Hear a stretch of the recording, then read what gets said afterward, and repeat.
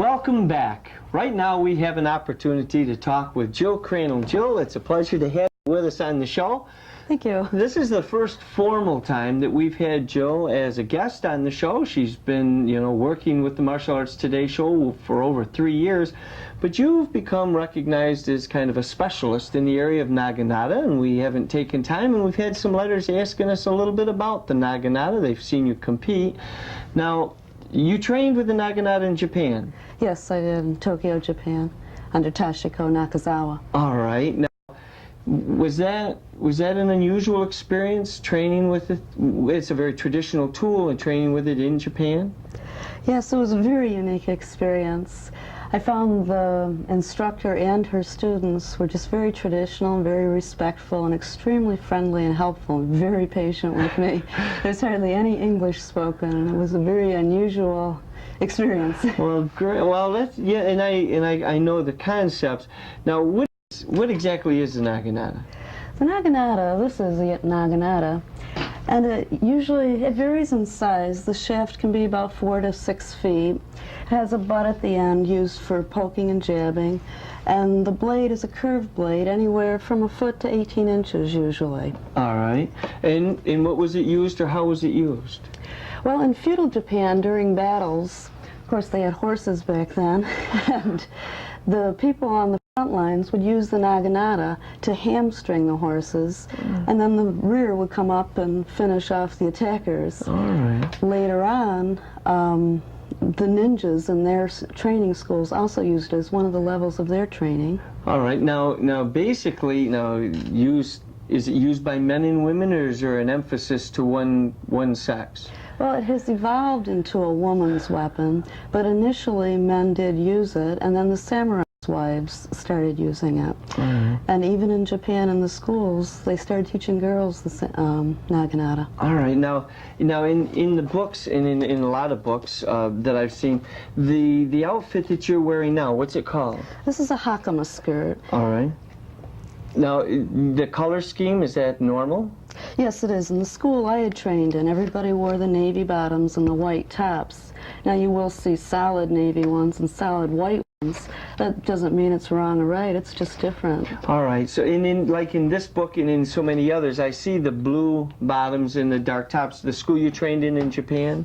Yes, everybody wore the navy and the white. This book here, what's this one? I see this one. What's this one here? That one, when I left the classes, my instructor had written that, and she presented me with that along with the school flag. I was just really tickled that she did that. It's awfully nice. Boy, that really is. Now, everybody in this, matter of fact, hold it up to this camera so we just get a quick look.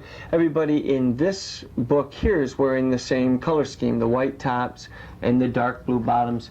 And I'll open it up and we'll just take one, again, another shot of the inside. All right, great. Well, this is all in Japanese. Yes, it is. A lot of pictures, too. Yeah, a lot of pictures, all in Japanese. You've had some of it translated? Yes, I have. All right, now in regards, you've competed in the Naginata. Let's take just a minute and look at you doing your kata, and then we'll come back and talk about it. Okay. And here's Jill Crandall competing with the traditional Naginata weapon. She's won many trophies in competition and has competed throughout New York State and nationally. This competition here is a national AA class tournament. What power and flow. Oh, that was beautiful. Very well done. Are you going to continue to compete with the Naginata?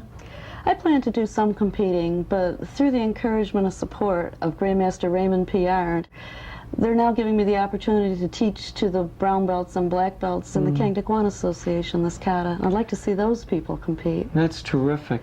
Now, in conclusion, we always give the guest an opportunity to share a piece of information with the young karateka out there. Is there anything you'd like to share with them? Yes, I'd like the young people out there to understand that the martial arts isn't just learning how to fight, but more importantly, it's learning how not to fight and how to avoid situations, using the mind to protect oneself. All right, terrific. And you teach adult classes as well as children's classes? Yes, I love teaching the kids' classes as well. That's great. Well, I'd like to thank you very much for being a guest with us today. Thank you. All right, it's been terrific. That's Jill Crandall in the Naginata, and it was a special opportunity to have her as a guest on the Martial Arts Today show. Right now, we're going to go to a short break and be back with more. The Martial Arts Today show aired on NBC for 12 years, reaching over 3 million homes in the United States and Canada.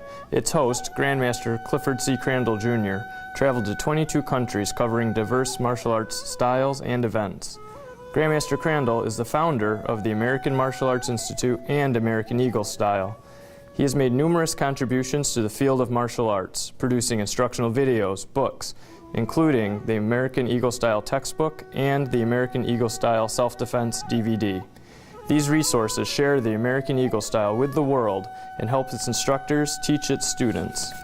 In addition to traveling around the world as host of the Martial Arts Today show, Grandmaster Crandall has led several martial arts teams on international cultural exchange tours. In 1994, he coached and led the first American martial arts team to perform by government invitation for the People's Republic of China. The team carried letters from President Clinton, Vice President Gore, and numerous senators and congressmen. The presidential letter was read before each performance. A 30-minute documentary was produced to chronicle the trip and its historic significance. He led similar trips to Russia, Japan, Australia, Italy, and the Caribbean. Grandmaster Crandall has appeared in many martial arts magazines promoting safety and awareness for people of all ages and abilities. He has promoted child safety internationally, is the Central New York spokesperson for McDonald's Corporation, and set a Guinness Book World Record for breaking boards while skydiving as a publicity effort for the need for child safety education. Grandmaster Crandall is also the headmaster of Takenouchi Hanganru Matsuno Crandall, a 300-year-old Iaido style. Grandmaster Crandall's certified position and title were bestowed to him by his late instructor, Headmaster Tsuneyoshi Matsuno, during a traditional ceremony in Japan in June of 2002.